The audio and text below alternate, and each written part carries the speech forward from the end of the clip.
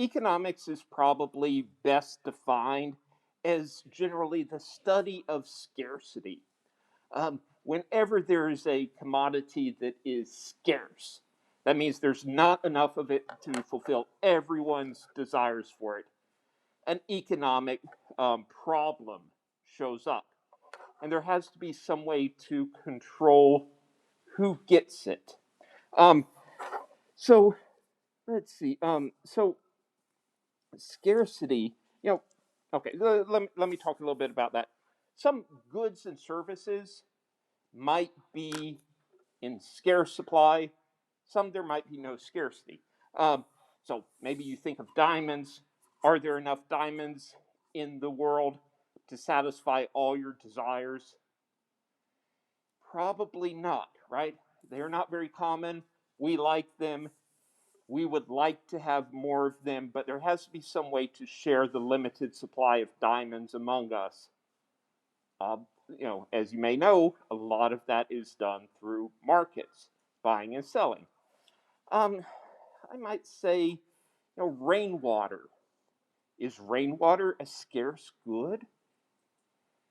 Is there more than enough rainwater to satisfy everyone's desires? It might depend on where you live. You're shaking your head no a little bit. Where are you from? Pennsylvania. Do you have any concerns in Pennsylvania about rainwater? Okay. I think here in North Carolina as well, we're not particularly concerned about rainwater and how it's allocated. There's more than enough rainwater to go around. But if you move out to especially the Southwest, rainwater is a scarce commodity. Um, from Colorado through Arizona, Utah, down to Southern California, there is a very limited supply of rainwater. One of the big rivers through that area is the Colorado River. Carves the Grand Canyon and so forth. Um, the Colorado River, I think, carries about 22,000 gallons of water per second. I believe that's correct. Um, but by the time it gets to the ocean, it's all gone. It's all used up. Every drop of that water gets used up somewhere. And there's, fighting between the states, between the cities, fighting between farmers and municipal water supplies to use that water. It has to be allocated. And states get their own allocations of water, how much they can extract from the Colorado River. An interesting thing in the state of Colorado, people, until about 5 years ago, people were not allowed to harvest their own rainwater. That water that fell onto the roof of your house, you did not own that. There were laws in place that you could not keep your own water. The laws were amended, and now I think people are allowed to have rain barrels storing something like 250 gallons. But the rest of that rainwater belongs to someone. And so this is an economic problem of how do you allocate that scarce supply of rainwater and water that flows through the Colorado River among the Southwest. Okay, and I'm just curious, does anyone come from these states? Okay, so I bring that up. Like, rainwater is an example of a good where in some places it's not scarce. There's no economic problem. We don't have to talk about how it gets allocated or consumed. We don't need to restrict the allocation or consumption. But in other parts of the United States, other parts of the world, it is scarce. Um, let's see. So other things, study of scarcity, goods and services. For the most part, there's a limit to how many services we can get from people, and so they have to be allocated. There has to be a way to allocate those services. Almost the only service I can think of that is not scarce and does not become an economic problem is a mother's love, right? A mother's love is infinite. There's no shortage of that. Your mommy can hug you as much as you would like. And so it's not an economic problem. She's not going to set up a rationing mechanism or charge you a price for hugs because again, there's no problem of scarcity. Generally, scarcity means that when a good is scarce, it has some value to it. Okay, which leads to kind of another definition of economics. So, economics is the study of scarcity. That's our general definition. If something is scarce, there's an economic problem. More specifically, economics is the study of the production, allocation, and consumption. Those are usually the things that we think about of goods and services that have value. Okay, so again, rainwater in the Southwest is scarce. So there are issues in production. We don't really produce much rainwater, but allocation and distribution of those things. Many scarce goods, let's say bananas. There are not enough bananas to fulfill everyone's desires for bananas. So, um, companies produce bananas. There's an allocation process for bananas, like some process of deciding who gets what bananas. Um, Often, an allocation process that we use is just a market, buying and selling bananas. The way a banana is allocated to you depends on just depends on whether you're willing to give money to the farmer that grew the banana. And then consumption. This is sort of like your decisions. Do you consume bananas? Do you consume apples? Because again, there's a scarcity issue on your side. You don't have enough money to purchase everything you want. Your money is in scarce supply. So you have to think about how to use that in consumption. As I said, allocation is an issue. Often we use markets. We don't always use markets. Right now, what is the good that is scarce and we are trying to allocate across the country? Yeah. What? Vaccines, right? Um, Absolutely. COVID vaccines, they are scarce.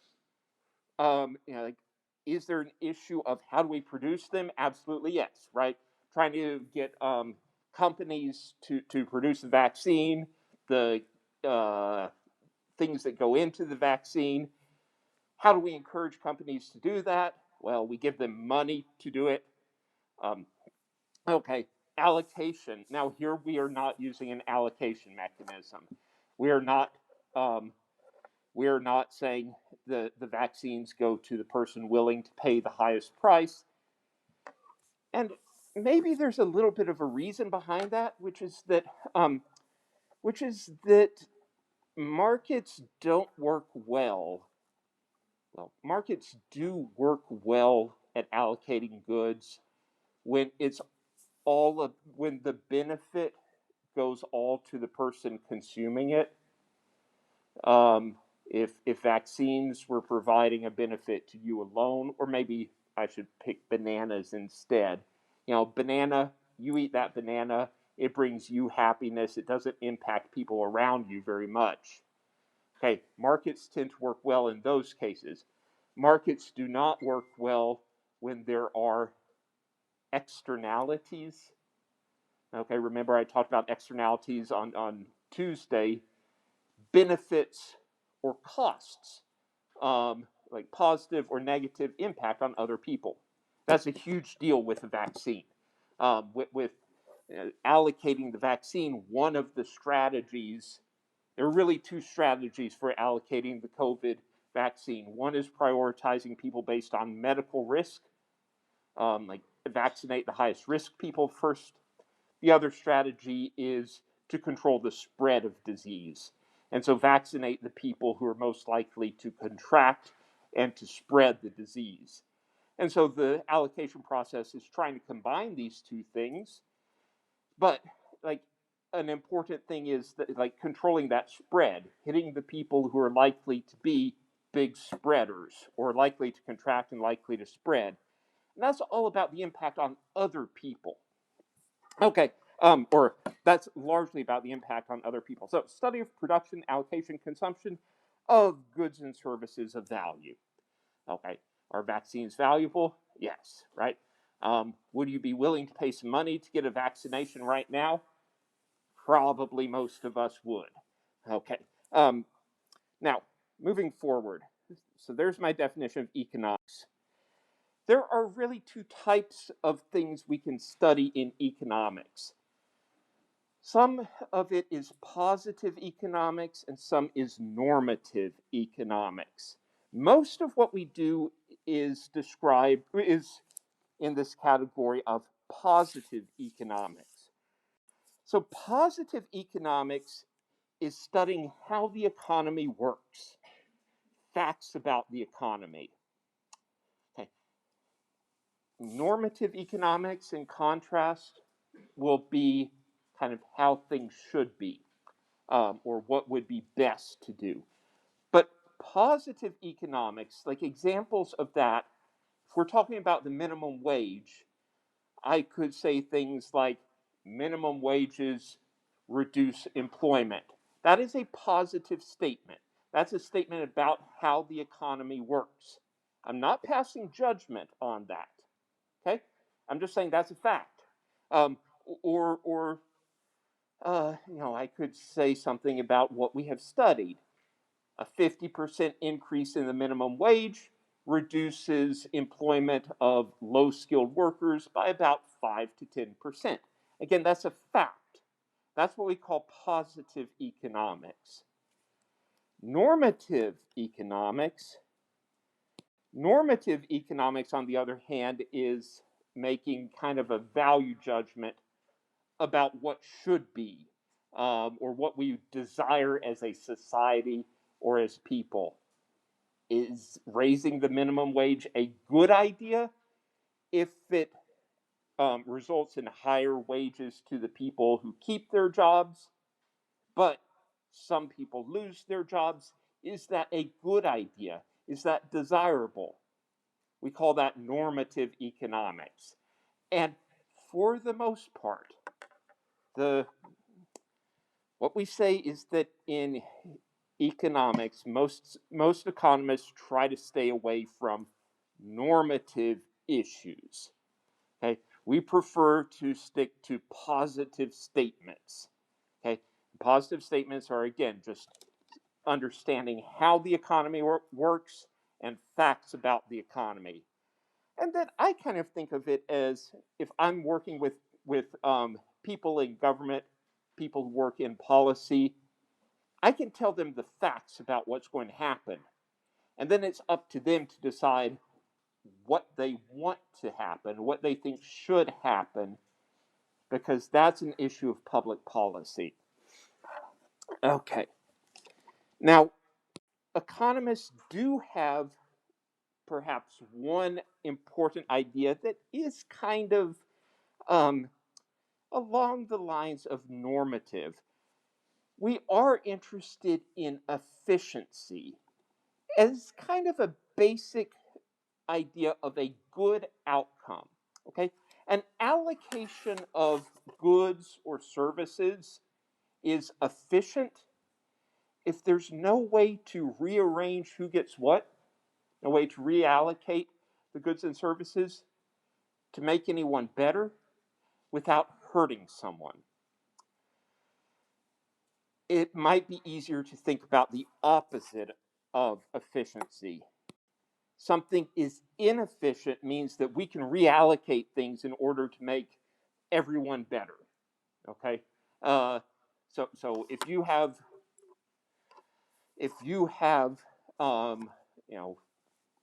$500 on hand, and someone else has a car You want a car more than your $500.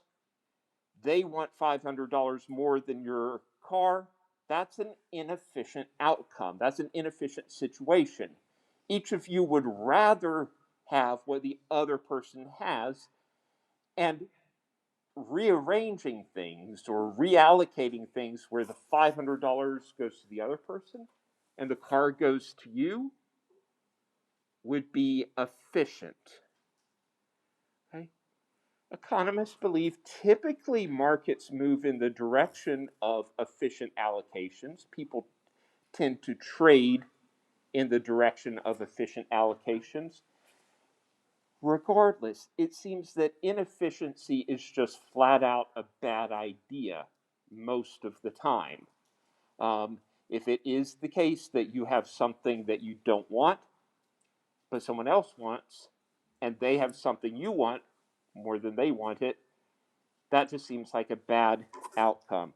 Now, efficiency, I say reallocating can make everyone better, or at least it can improve some people without hurting anyone.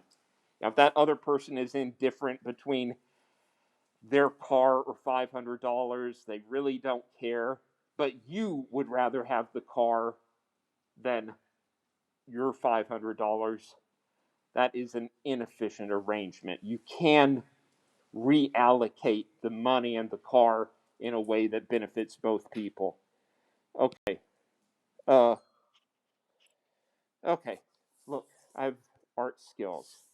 Isn't this great? Okay. See these two people? Okay.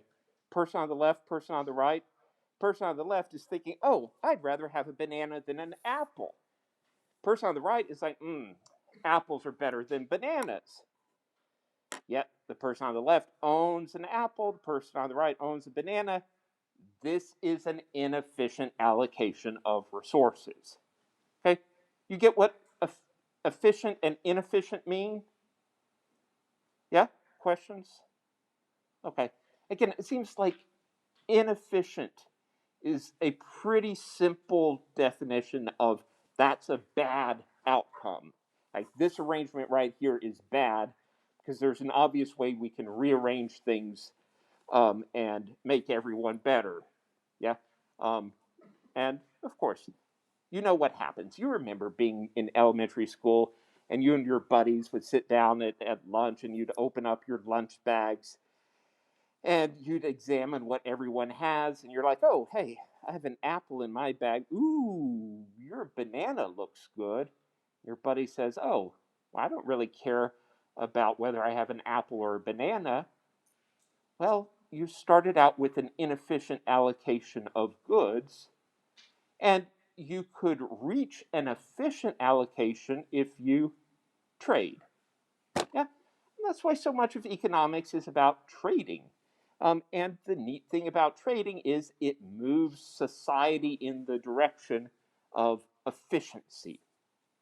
Okay, so yeah, I mean, you see the obvious solution here. They just swap their stuff and we get to an efficient outcome. Oh, I can do that. Um, you know, woo, swap their stuff, and then this becomes efficient. Yay. Okay. I know you're wondering, why didn't he become an artist? Why did he become an economist instead of an artist? I wonder the same thing every day. So, now, I've talked about those basic ideas of definition of economics, and positive statements versus normative statements and normative economics. I've given you all this basic idea for what is good or bad. It seems like a pretty a concept that's not very controversial. Okay, having done those basics, now I want to talk about these principles of economics that Greg Mankiw is famous for writing down. 10 principles of economics.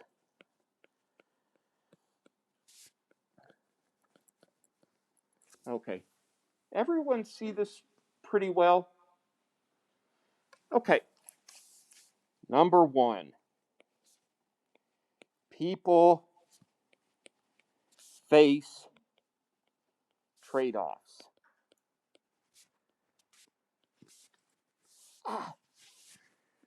I need to figure this out, how I can stop my family and like that was just my daughter. Well, my wife mentioned the thing about her friend Anne Marie. Everyone in the family has COVID, and my daughter's like, "Oof!" I need to figure out how to stop that while still keeping Zoom open. Okay, people connected by Zoom. Okay, back to these principles of economics. Number one, people face trade-offs. Your resources are limited or scarce. And so if you want to get one thing, you have to give up something else. And it might be your money. How do you want to spend your money? You could buy some clothes with it. You could buy food with it. You could buy whatever with it, textbooks with it. Okay, you have a trade-off. If you're going to get the textbooks, you have to give up the food and the clothing. If you get the food, you have to give up the other things. So there's a trade-off. Second principle is that the price of something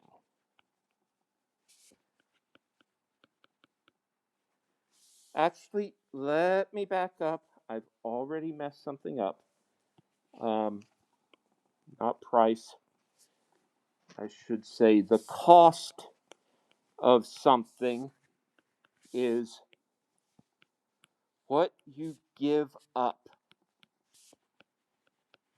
to acquire it.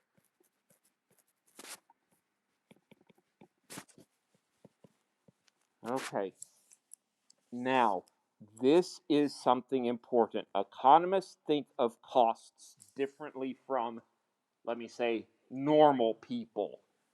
Okay? If you ask a normal person what is the cost of, let's say, watching a movie in a movie theater, okay?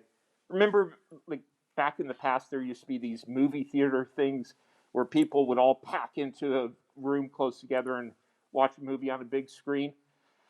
Okay, and you ask a normal person what is the cost of watching a movie, they would say, well, ticket is $10. That's the cost. And an economist would say, nope, that's only part of it. Because in order to acquire or to really consume the movie, you've also got to add your time to it. And that's something else that you have to give up in order to acquire or to consume or to enjoy watching a movie. There's a time cost as well. Makes sense? Let me do another example. The cost of attending university.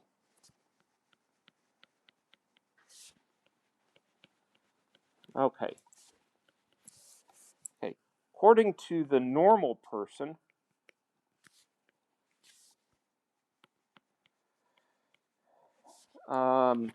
according to a definition that economists don't like, normal person, if I wanted to be more proper, I would call this accounting costs. But a normal person would say it's the cost of tuition, room, board, textbooks,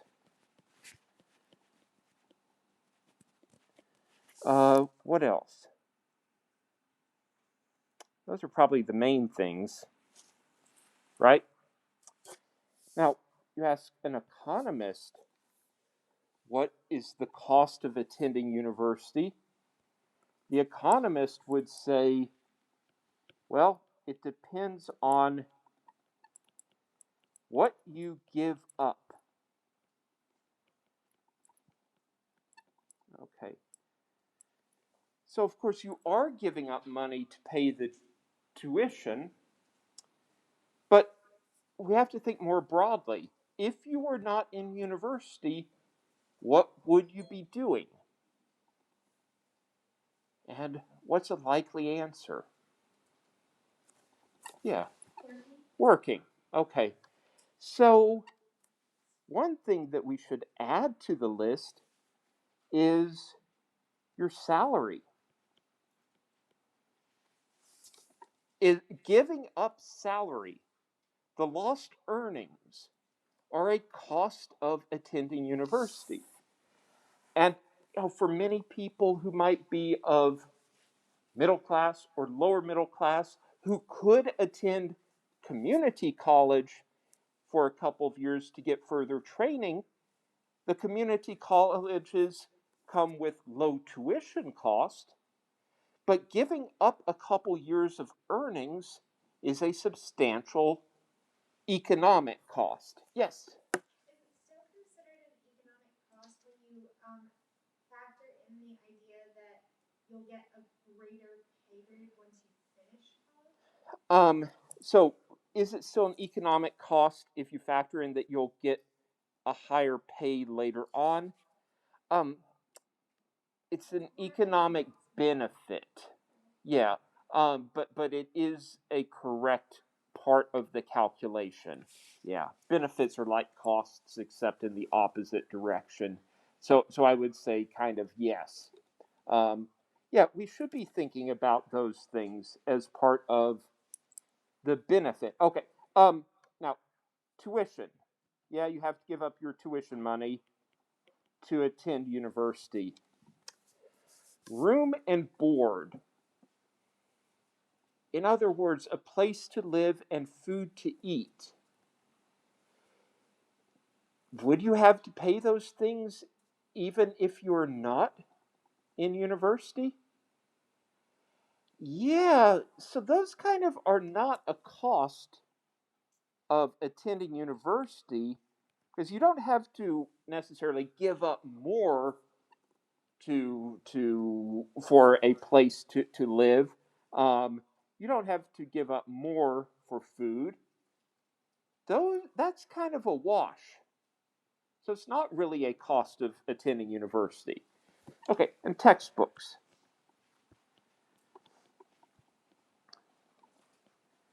So if an economist is doing a cost benefit analysis of attending college, we would say room and board are not really part of that decision.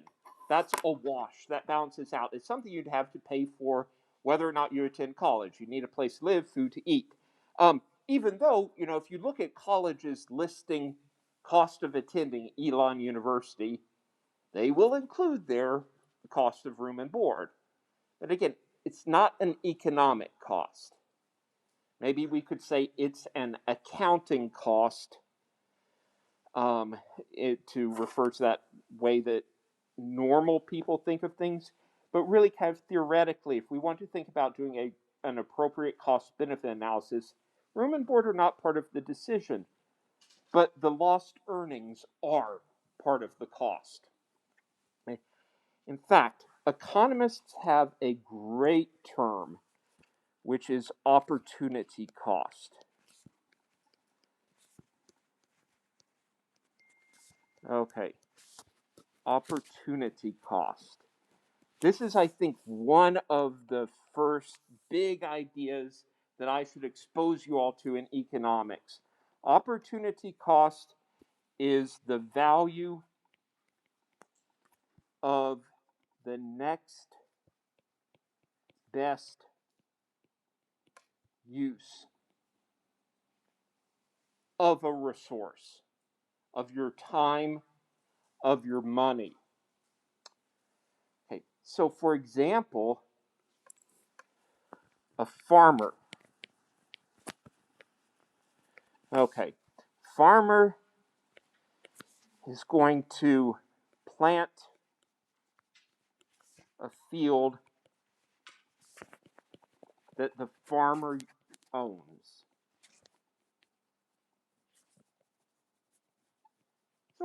like farmers can plant their own fields.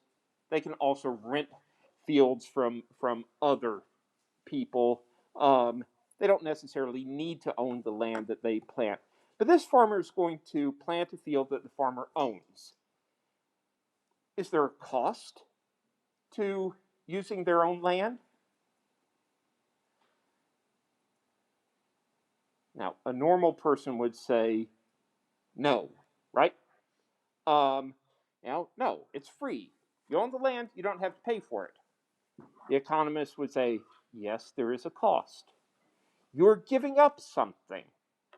And this is what we call an opportunity cost. You could be doing something else with your land. What is that? Possibly renting it out to someone else. Yeah? So if you rent this land out to someone else, you could bring in money that way, and giving up that money is what we call an opportunity cost. So this farmer shouldn't make a cost benefit analysis of like planting a crop. I can sell my crop for $1,000. It will cost me $800 for seed and fertilizer and all the other materials. Therefore, I profit $200, and it is a good idea to plant my field. Again, that's not a good economic cost benefit analysis where you think that where the farmer thinks about the revenue is $1,000 of crop, okay, and materials to plant are $800, and so revenue minus the price of materials equals $200, and so it is a good idea to plant the field. Okay, again, that way of thinking about cost benefit is wrong because the farmer has missed out on an important cost. It is the cost of using the farmer's own land. Okay? The opportunity cost. The farmer could the farmer could rent out the field for, the alternative might be to rent to someone else for $500. Okay. Then if this farmer does the real cost benefit analysis, the revenue minus all costs, that's $1,000 of revenue minus $800 of material minus $500 of potential rental income that they give up, that opportunity cost. That comes out to negative $300. In other words, this is a bad idea. Okay? This is not profitable in an economic sense. It is unprofitable for the farmer to plant the farmer's own field. What the farmer should do instead to maximize money is not plant it, rent it to someone else. That way the farmer walks away, or then the farmer walks away with $500 from renting it instead of $200 from planting the farmer's own field. Yeah. When you're using that formula, aren't you also ignoring the cost of Yes. renting out that space? Like there Sorry. may be other things you have to do to prepare that, to rent out that space that would devalue the actual profit of renting out. So if you wanted to rent out the land, there would need to be other things the farmer does to prepare it to be rented, and those should be counted as costs of renting it. Yes, one thing that comes to mind is that I believe it's the case that people are encouraged to have insurance against things that the renters might do to damage the property, um, and that would be a cost of renting it out. Or if the person uses the property for grazing livestock and overgrazes the land, and the land needs to be replanted with grass for the next season. That's again another cost of renting it out. Okay, so yes, you're right. Now there's another cost that maybe I should have brought up. There's another cost of the farmer planting the farmer's own field. What might that be? Yeah. Okay, it uses up the resources of the field, and are you thinking of like it uses up the nutrients in the soil? Yeah. So and the land becomes less productive.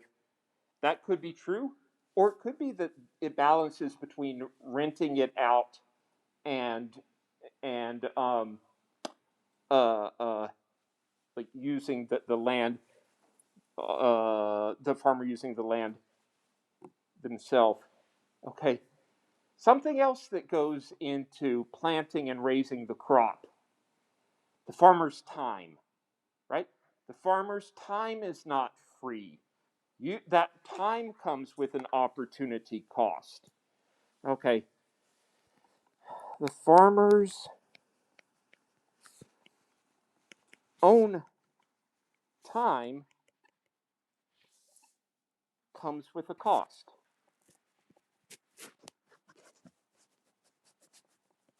Okay? It's not free. Farmer, if the farmer's a normal person, a non-economist would say that's free labor.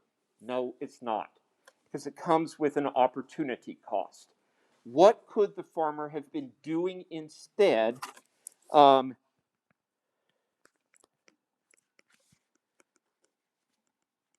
with the time?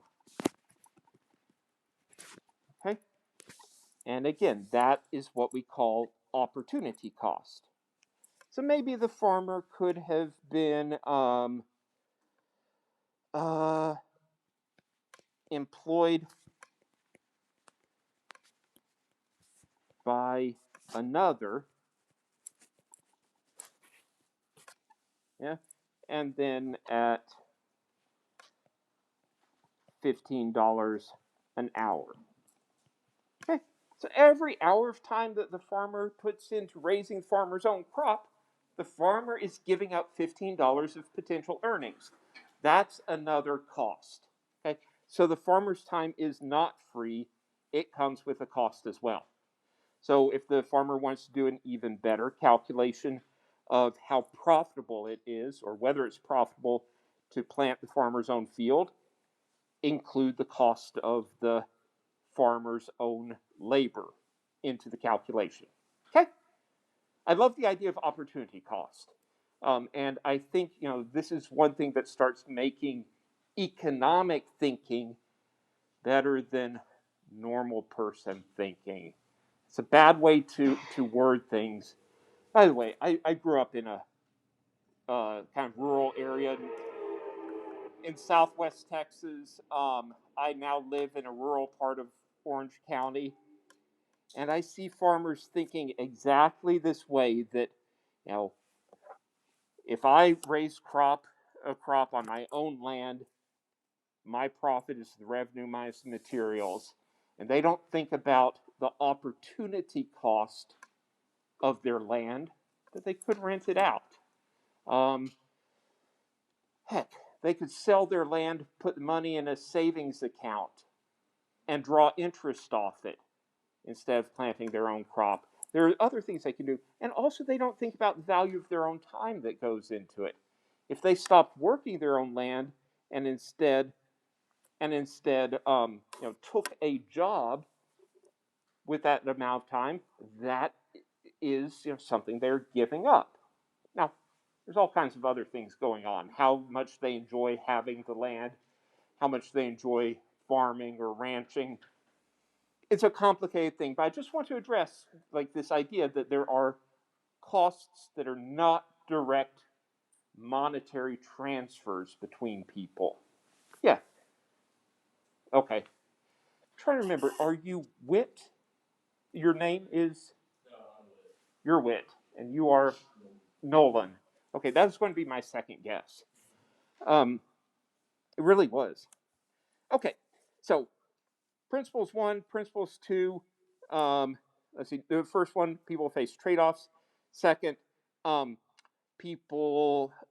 Second is that the cost of something is what you give up in order to enjoy it. Next, principle number 3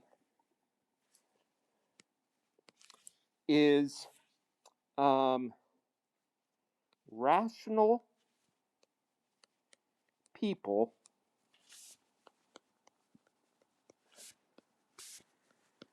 think. Okay, rational people think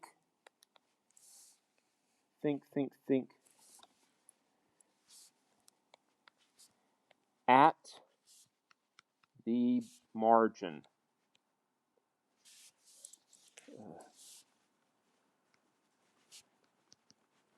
Okay, at the margin means kind of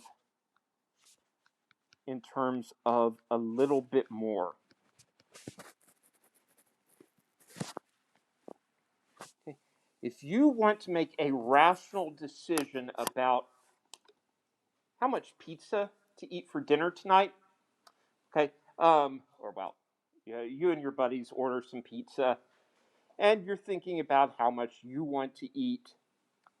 One way that you could do this is just, decide, oh, I'm going to eat 3 slices. You put 3 slices on your plate and eat it. An alternative way is to kind of eat a slice of pizza if you feel like it. And when you're done with that, if you still feel like another slice of pizza, eat another slice. And when you're done with that, if you feel like you want another slice, eat another slice.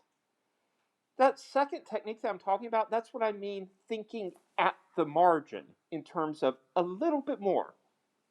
Would I be better off or worse off with another slice of pizza? Okay? And if you want to make an optimal decision about the right amount of pizza to eat, you can do that entirely by thinking at the margin. In terms of one more slice of pizza, would it make me happier or less happy than how I am now? Okay. Now, I suppose people can think in advance about the optimal number. The optimal number of slices for me is 3. End of story. I'll serve myself 3 slices. But it always works to think at the margin in terms of a little bit more, a little bit less. Now, business might be producing something. In economics, I'll just let you all in on this in advance. We talk about widgets. Okay. A widget is just a generic good. Okay? Generic good. So let's see. So a factory produces widgets. And the factory right now is producing 1,000 widgets a year. They make some profit, whatever profit that is. If they want to increase their profits, they should think at the margin in terms of, well, if we increase our production a little bit more, will that increase profits or reduce it? Okay. Will the revenue from selling another widget be more than the cost of producing another widget? Okay. That's an example of thinking at margin. They can also think, if we cut back on the number of widgets we produce, is the savings in terms of lower costs, is the savings bigger than the loss of revenue? Okay? If so, they should cut back on how many widgets they produce. Or that same business might be thinking about how many workers to employ. Right now, the business employs 20 workers, but what if they added another worker? They should, like, this is an example of thinking at the margin. Adding another worker, would that worker bring in more revenue than the cost of employing the worker? Okay? That is thinking at the margin. And if rational people want to make optimal decisions, they should think at the margin. Okay, so again, generic goods, you will hear these widgets show up or like all throughout the course. Again, kind of a generic good. I could say my factory produces chairs or my factory produces cookies, but just be simple and abstract widget, some generic good. Okay, moving on in this list. Principle number 4.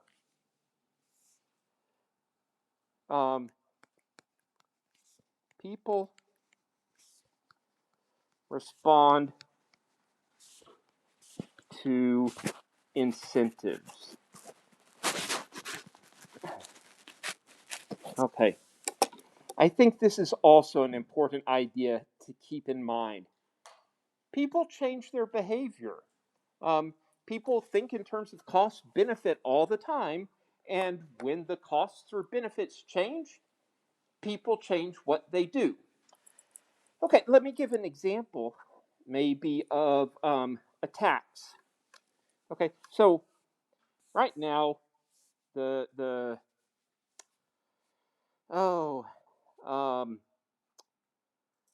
government wants to raise revenue by taxing the sale of widgets. Okay. Taxing the sale of cigarettes or gasoline or whatever it is, widgets. Okay, so the government wants to think about how much revenue it's going to collect. 500 widgets sold per year. Okay, 500 widgets being sold each year. And we're going to do a $5 per widget tax. Therefore, the revenue will be $2,500. Okay. There's a problem with thinking of things this way, which is that people respond to incentives. People will change their behavior. Like the number of widgets sold right here. 500 widgets might be sold right now, but if you add a tax to widgets, that's going to raise the price. Yeah, when the price goes up, shouldn't we expect that people will purchase fewer widgets when they do their cost benefit analysis? Yeah. I think that people won't always win something if the cost goes up because they're like, I know this product and I like this product, so I'll stick with it. So your comment is people won't always change what they do, and you are exactly correct. What you're talking about is a concept that y'all don't need to know this right now. It's called elasticity, which is responsiveness to price changes.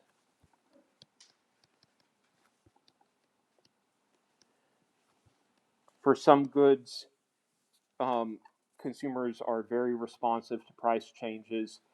We call that a very elastic demand. Other consumers are less responsive. That is inelastic demand. Okay, so you're picking up on something that's going to be a few weeks down the road. Generally, people will respond to a higher price. And even the people who know this brand, trust this brand, always like to use the same brand, they will have some breaking point or whatever. Or, at a minimum, if you raise the price too much, they won't be able to afford it. But yeah, okay, let me just say, in general, people will respond to a higher price by cutting back on the number of widgets that they purchase. So the tax results in fewer widgets sold. Okay, so it's going to be, in other words, less than $500 widgets per year.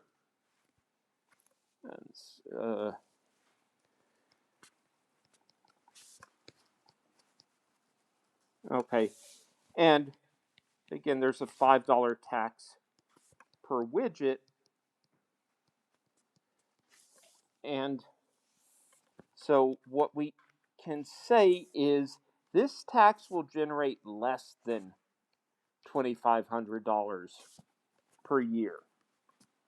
People will respond. We should expect that people will respond to the higher price by reducing the number of widgets they produce. People generally respond to incentives. Okay, so does that make sense as one example? Okay, and I bring this example up because I often do hear this naive way of thinking that, oh, right now the government sells, or I'm sorry, not the government sells. Right now, North Carolina consumers purchase however much gasoline per year. If we raise the gas tax by $10 per gallon, that will generate current gas consumption times 10 cents equals, and then that amount of revenue. But again, we should expect we should expect that people will change how much they drive in response to a gas tax. If gasoline becomes more expensive, it will reduce how much people will drive. Okay, so principle number 4, people respond to incentives. Now, moving on. Principle of economics number 5 is that trade can benefit everyone. Okay. Remember my example of an inefficient allocation at lunch. One person has an apple but would rather have a banana. The other has a banana but would rather have an apple. Trading can benefit everyone. Okay. This is a simple one. I mean, we trade because it is mutually beneficial.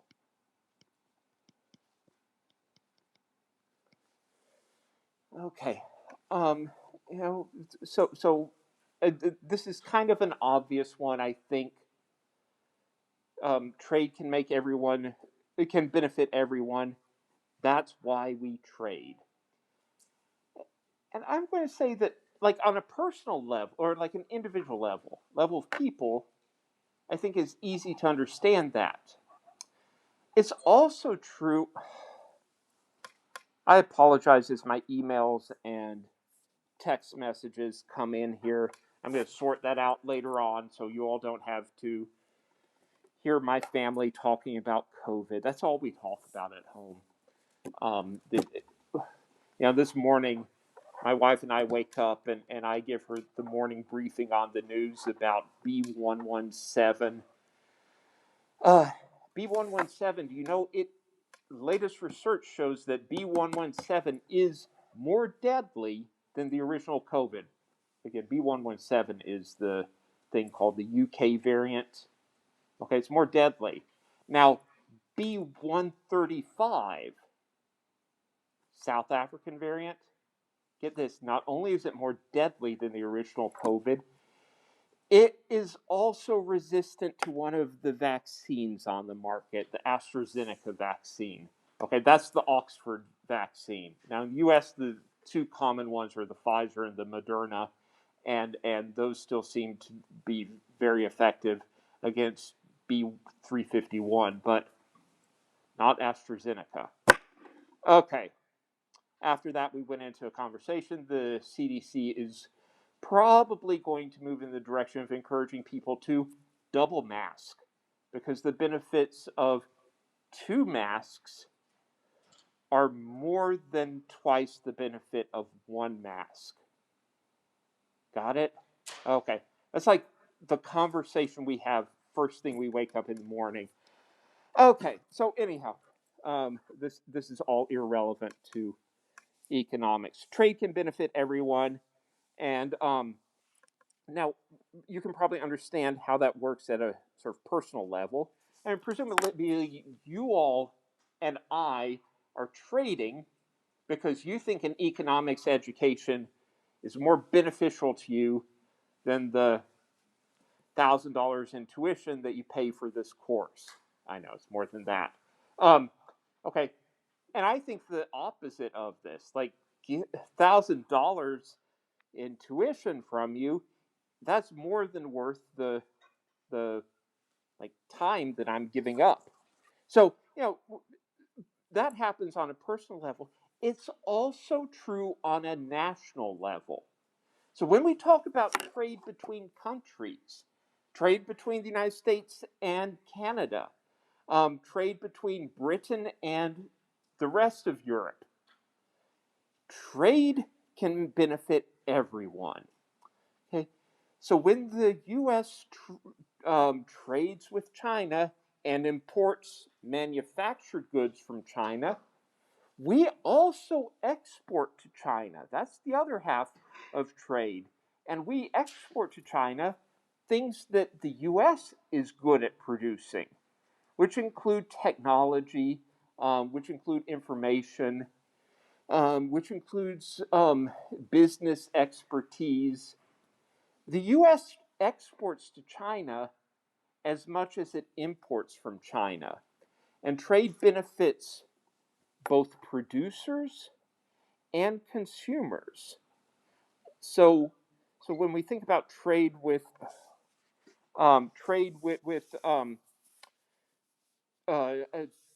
China and maybe a group that is hurt by importing cheap steel from China, maybe a group that's hurt by that are American steel producers, but at the same time, American consumers benefit from cheap steel, cheaper Chinese steel. So there are actually kind of 2 groups impacted by trade on each side. There are producers and consumers on each side of the trade. Okay, we're going to talk about trade pretty soon, probably on Tuesday. I need to pay attention to time. Oh, goodness gracious, people. Yeah, just wait till my daughter sends me some cute cat video or something. Um, um, let's see. Trade can benefit everyone. Okay, and it can benefit, and at the national level, this is also true. Countries trade with one another because they benefit. And protectionist policies, trying to reduce trade between countries, generally hurts people overall. Yes? You mentioned before that, sorry, I have a cold, but I don't have COVID.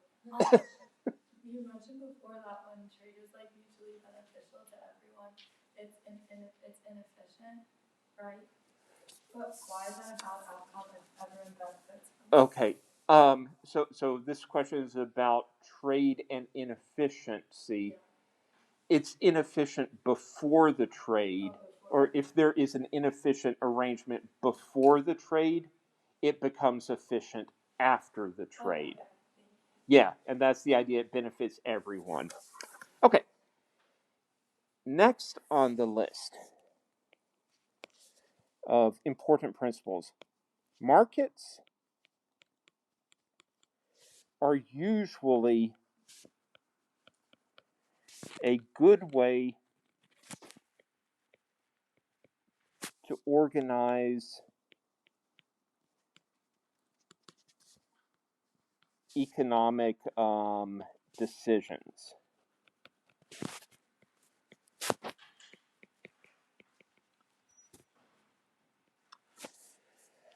Okay, markets, you all are so familiar with the idea of a market economy that I don't need to explain it. People have this green paper they call money. They trade it with one another. Though, I mean, a simpler market would be where we trade apples for bananas directly. But to make things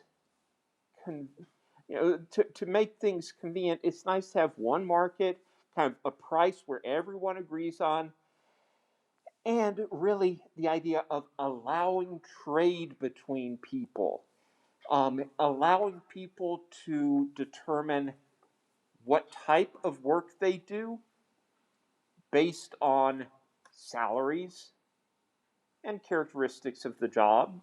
Um, Allowing people to decide what they want to consume based on the costs, allowing companies to decide what they want to produce based on, again, prices of inputs, prices of what they sell things for.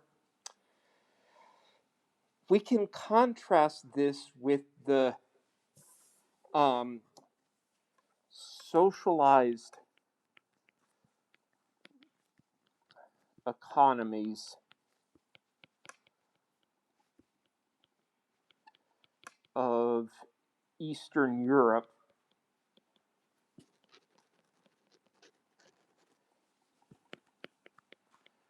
kind of 1950 through 1990, that time period, communism. I have a very good friend. He's an economist uh, as well, who grew up in Romania, born in the 70s, lived there through the 90s, and it was a very different style of economy. Everyone was going to have a job. Um, the government told you what job you were going to have, gave you some aptitude tests, told you what job you were going to have, and you had a job. And everyone got paid, though that's kind of a special term. Everyone got their ration of stuff. Okay, you got your ration each month of bread and meat and clothing and so on and so forth. You had a ration of gasoline. Okay, and factories were told what they were going to produce, what their targets were, and okay, that was entirely not a market-based economy. You didn't make decisions about what you wanted to do in a job based on how much you like the job, what it pays. If people really don't like a job, people really dislike the long hours required of doctors. Well, in a market economy, we can deal with that by raising the salaries of doctors. Okay, but not in that sort of command and control type of economy. The government just said, you're going to be a doctor. Sorry if your job sucks, but that's your role in society. You're going to be a doctor. When it comes to production, well, the way the market economy decides what to produce, it's based on what people are willing to pay for. And, do people, I don't know, do people really want to have goods shipped to them within 2 days? Be able to purchase things online and have them shipped to them within 2 days? Well, Amazon has identified, yes, people are willing to pay for that, and we can make money off essentially offering that service. By the way, one way to think of Amazon is it doesn't so much sell the products, but instead it sells a delivery service. That's what you're buying from Amazon. Okay, and so again, the company's making a decision about what to provide based on what people are willing to pay. Okay, this motivates companies to provide things that people really want and are willing to pay a lot for, and not to produce things that people aren't willing to pay for. Okay, again, a market does that. A command and control economy, government might just say, let's produce, thousands of black shoes every year, black tennis shoes. That's what people are going to get no matter what. Turns out people don't really want those black tennis shoes. Everyone wants white tennis shoes. So the white tennis shoes are scarce, the black tennis shoes are plentiful, and that's an inefficient use of resources. Everyone would be better off if the factory switched from black tennis shoes to white tennis shoes. Okay, so again, no market results in inefficient outcomes. The same for what you consume. Everyone gets their ration of bread and clothes and meat and so forth. Well, that might not necessarily be what you want. You might want more cheese than other people, but not the meat so much. Yeah. Um, in a market economy, you go take your money to the grocery store and you spend it on the things you like. So you get the allocation of goods that you like. Again, not in kind of a command and control economy where you are just given things whether you like them or not. Okay, so again, markets are usually a good way to organize economic decisions, not always. And I'll go into that quickly. There are situations where markets work poorly, and we call those situations market failure. Okay? It's a harsh sounding term, market failure. This means that markets result in an inefficient allocation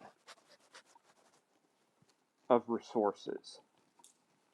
Okay, so markets are not efficient. They end up getting, or it ends up that people that we could rearrange who has what and improve everyone. Okay, market failures typically occur in one of three situations. Okay, when there are externalities.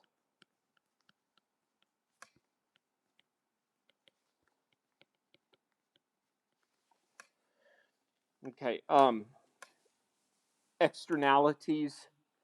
Remember, these are things that impact others, and there are positive externalities, there are negative externalities. Classic example of a negative externality is pollution. And let's see. So when pollution happens, let's see. When pollution happens, or when there is pollution in producing something, the market might fail. There might be a production and allocation decision that overall hurts people, and we could improve how happy everyone is by stopping production. Okay, so it might be that let's see, we're producing some stuff. Um, oh, I've forgotten everyone's name already. So let's do in the cap. Yes. Your name is Joe Schmo, right? Okay, and you are Stephanie. Stephanie. Okay, so Joe is let's see. Joe likes to buy widgets, and I produce widgets, and every time I sell a widget to Joe, he gets $2 of happiness out of it, above what you pay for it. I get $1 of profit. Okay, so we're both happy with this exchange. However, my factory pumps pollution into the river, and it ends up in Stephanie's drinking water, causing her $5 of damage. Okay, so this market decision between me and Joe is inefficient because we could change things around and improve everyone. Okay? For example, if we took $4 from Stephanie and gave me $1.50 and Joe $2.50, everyone would prefer that arrangement over me selling these to Joe and polluting Stephanie's water, right? Joe got $2 of happiness from that. I got $1 of profit, but it caused $5 of damage to Stephanie. Okay.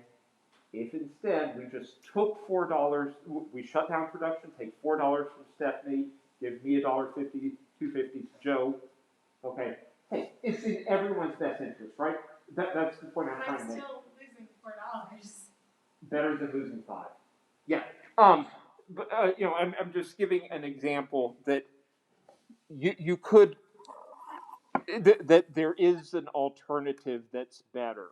Or if it's the case that we cause a little bit of damage to you, we could compensate you for that. Okay. Um, but okay. Externalities. Markets will fail when there are externalities. They will result in inefficient allocations.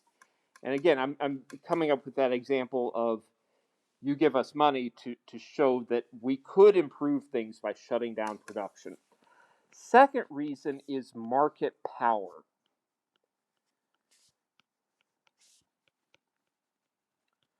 Okay, this means that there is a buyer or seller who can control the price.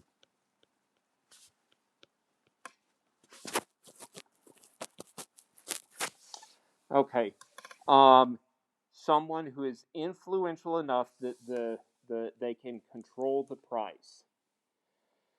So, an example here would be a monopoly. Okay, monopolies try to make profit by keeping the price high and restricting output in order to keep prices high. Best example of a monopoly in the whole world is the diamond trade. Okay. Diamonds are fascinating. Okay. Diamonds, as you know, are um, uh, diamonds, are essentially carbon crystals. Yeah, crystallized carbon. And diamonds are geologically fairly common. Okay, they're not the rarest crystal in the world, not by any means. Um, However, the ownership of diamonds is very tightly controlled. At one point, about 90% of diamonds in the world were owned by one company called, anyone know? The De Beers Corporation. Owned about 90% of the diamond supply. Okay. And again, diamonds are not particularly uncommon. They are not the rarest geologically. Um, a beautiful crystal in the world. However, De Beers has done a couple of things. One is substantially reduce the supply of diamonds to the market in order to keep the price high. Okay, so this, an economist would say, this is a market failure. It's inefficient. Lots of people would like to have diamonds but can't afford them because De Beers just wants to keep the price high. There's another type of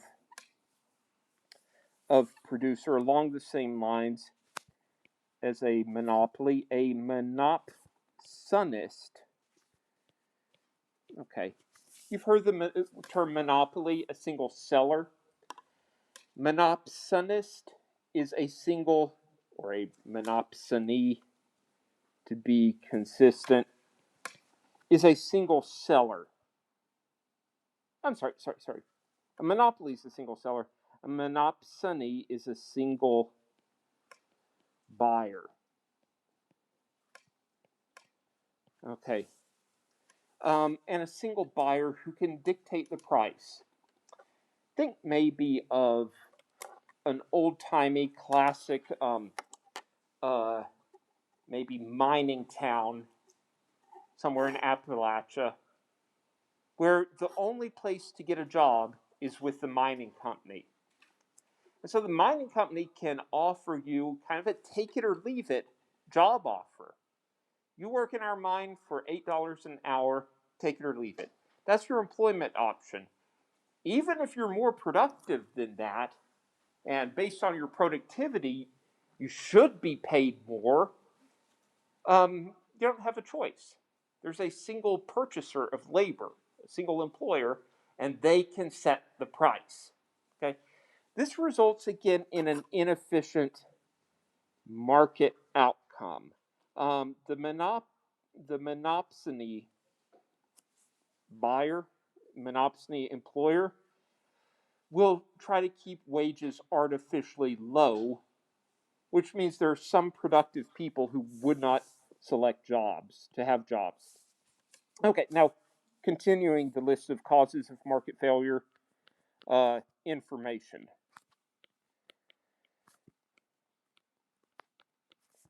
Okay. Information, incomplete information,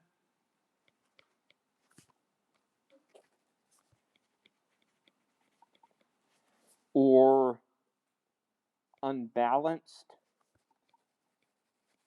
information. When one party has more information than the other. Yeah. Going back to market power, would an oligopoly or like a situation where it's not just one person complete control, but like mostly controlling also affect it?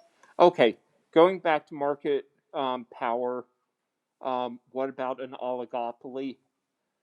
Would you care to explain to your classmates what an oligopoly is? So basically, it's when like multiple companies have the majority control. So it's like 3 big companies. So like Disney, Fox, and like Sony all like are kind of at the top of the food chain, but not one of them is like the full controller. Yeah, okay, an oligopoly, that's the term here,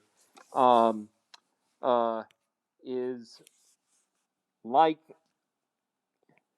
a monopoly, but not a single seller, this means a few sellers? And the answer is the inefficiency of a monopoly is also true for an oligopoly, a market that has an oligopoly. And we will talk about this later. So oligopoly, okay, well, the prefix mono, you'll probably recognize that means one, okay? And poly, I believe that's market. Okay, the prefix oligo means a few. The other term where you will hear that prefix is an oligarchy, is a government controlled by a few people. Similar to how a monarchy is a government controlled by one person, an oligarchy is a government controlled by a few people. But yes, the problems of an oligopoly, oligopolies are also an example of market power. They also result in an inefficient outcome in the market, though not as severe as a monopoly. Okay, so at this point, going down to information, incomplete information or unbalanced information, like unbalanced between buyer and seller. A problem, for example, is in one market, the market for used cars. Okay, there's a buyer, there's a seller. Now, when you buy a used car, you are concerned about something. You're concerned that you have a lack of information about the quality of the car, most likely. Does it run well? Does it have any problems? So just starting with that, there's an information problem, and this is going to mean that the market might not work well. But even worse, it's unbalanced information. Who has better information about the quality of a car, of a used car, the seller or the buyer? Usually it is the seller, right? And so the seller probably has a much better idea of the problems of the car. The buyer is going to be more skeptical about the quality of the car and will tend to believe that the seller overstates the quality of the car. Can you all believe that? Probably. Sounds plausible. Well, the problem then is when the seller says, my used car, it's worth $1,000, the buyer is going to think, no, okay, probably just 700. It could be the case that the car is worth what the seller says it's worth, but the seller asks, asks the buyer for $1,000 for the car. That would be a fair price, but the buyer turns it down because they don't have information about the quality of the car, and they have reasons not to trust the seller. Okay, so the used car market works poorly because of this unbalanced information between buyers and sellers. Okay, so let's see. Markets are usually a good way to organize economic activity. I have one other thing to go on this list of principles of economics. Okay, number 7. Principle number 7 is that governments can sometimes improve market outcomes.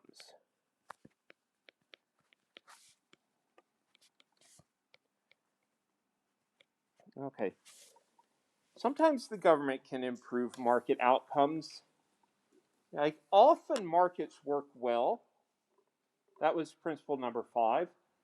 But principle number 6 was, sorry. principle number 6 was that often markets work well, but there are some exceptions. There are some places where markets fail. Principle 7 here is that, well, government can sometimes improve market outcomes, and this suggests, like since I brought up the circumstances when markets will tend to fail, this suggests when the government can improve market outcomes are when there's a problem of externalities. Okay, the government can improve on the market outcome. Now, it might be the case that me and Joe are buying and selling our widgets and polluting Stephanie's water, and this is an inefficient outcome. And then the government could step in and say, hey, that's illegal now. No polluting Stephanie's water. Okay, and that does improve on a situation that was inefficient. Okay, so governments can improve on market outcomes by, for example, regulating externalities. Or, another example of externalities, as I mentioned, vaccines. Okay, we do not expect that a market will be a good way to allocate vaccines, because the vaccines are going to go to the people who can afford them the most, as opposed to the people who will do the most to reduce the spread of vaccines. That's the externality. So instead of just letting the market decide who gets a vaccine, who doesn't, maybe the government can get involved and do a better job for society as a whole by determining the optimal way to allocate vaccines. Again, because of the big externality. Also, when there is market power.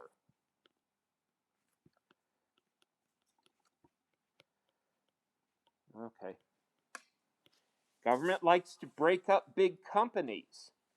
When one company gets too big and controls too much of the market, and, for example, starts setting prices that are too high, the government has the power to step in and regulate the company, or break up the company, or prevent companies from merging to the point where they get too much power.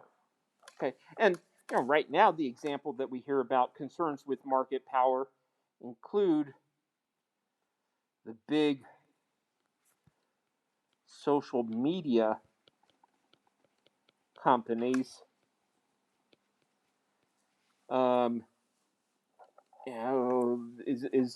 I suppose right now social media companies are a villain, and government talks about regulating them because they get to the point where they have too much power, and they can control. I guess with Google can control what ads show up on your feed.